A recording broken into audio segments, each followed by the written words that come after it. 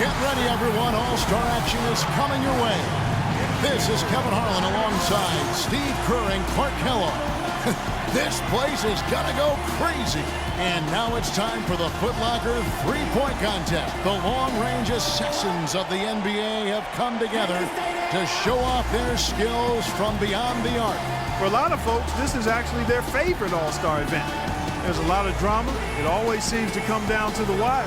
So let's get it on. Well, it's an event that I really enjoy, guys. You know, anytime you get the best shooters in the NBA together to duke it out, it's going to be a good time. And these guys on this roster tonight can all really stroke it. And so we'll see James Harden. He'll have 60 seconds to shoot 25 shots from beyond the arc, and Clark, that works out to about 2.2 seconds a shot. Love to see you using the sabermetrics there, partner. A quick pace indeed. Each make counts as 1 point with the exception of the last ball, the money ball, that's worth 2. I actually had the advocacy. I know you did. And guys, that money ball can kind of push you along to the next rack. So even if you struggle during the rack, if you can make that last one, it gives you momentum going forward. Can't get the money ball. He's got 5. Now with 6. That's 7. 2 racks to go.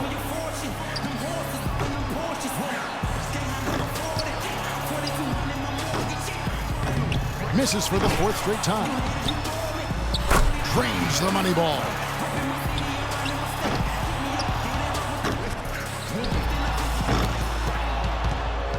Up to 10 now. He barely cracks double digits with 10 points. There was just something off about him in that round. Yeah, he was totally inconsistent out there. You know, we always talk about guys getting into a rhythm in this event, and he just never was able to do that. So we'll see Kyrie Irving. You know, in the three-point contest, these guys are really on an island out there. I mean, you're used to sharing the court with 9 other guys. 4 of them are your teammates, and now it's just you out there. It has a little bit of a golf, tennis, or track and field feel. Yeah, that's right. An individual sport atmosphere. And some guys love that, some don't. But, you know, if you don't love it, you probably shouldn't be here. I think everybody in the lineup tonight really will enjoy it. And then, of course, it's just a matter of who can get hot. He's got 8. Now 9 points. He could have taken more from that rack. Only got 2 points. 10 points on the board. That shot puts him in first. Down to the final rack. Make that 14. Hits for 15. And now is 16. 16 points is his score for the round. I'd say he handled that round pretty well, guys. Yeah, even if he didn't set things completely on fire, it's still a fine score. I mean, what did you take away from it, Steve? Well, you know, it wasn't his best, but he gutted out a pretty decent round when he didn't have his best stuff, and that's the sign of an excellent shooter there. And so we'll see Wesley Matthews.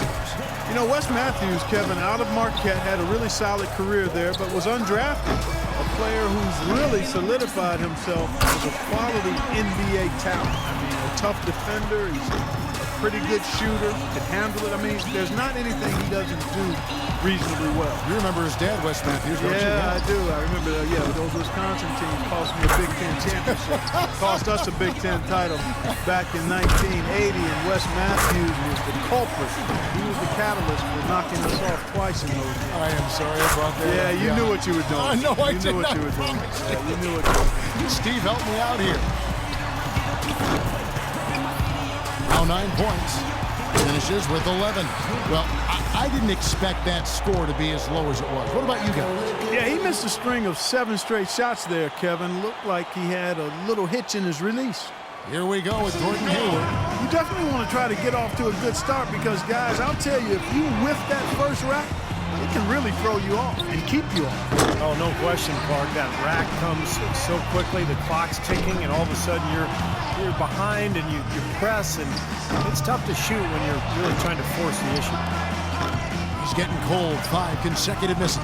He's missed 6 straight. He doesn't look comfortable. 7 points more to stay alive. Now with 4. He's got 5. 5 more points to stay in it.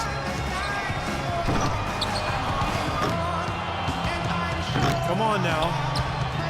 4 more points to stay alive. One last rack remains.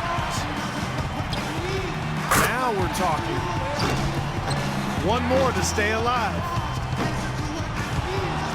An 11-point round for him there. Well, not his finest showing. I think we can all agree he could have been a lot better. I guess one way to look at it is that he was just in his discomfort zone in that round. You know, Clark, no need to even put it into words. We could all see how unsettled he was. It did not go well from the start. So it'll be Paul Pierce here. You know, Paul Pierce, because he's such an outstanding scorer, is one of those guys who you don't really think of as being a three-point shooter, even though he takes his fair share every season. I mean, mostly because he creates a lot of his own chances and looks with that nice step-back dribble of his. And he's fearless. Yeah, he is that. 11 points is the cutoff. That's not insurmountable, but that's the minimum he needs. He's got to be feeling very confident about his chances here. 6 more points to stick around. 2 racks remaining. Now 8 points. 2 more points to stick around. Nice run here by Pierce. He's got it rolling. That makes it 4 straight for him. That's 13. Now 14. Hits for 15. He finishes the round with 17 points. I'd say a solid showing from him. Well, the key was, Kevin, he took 6 out of a possible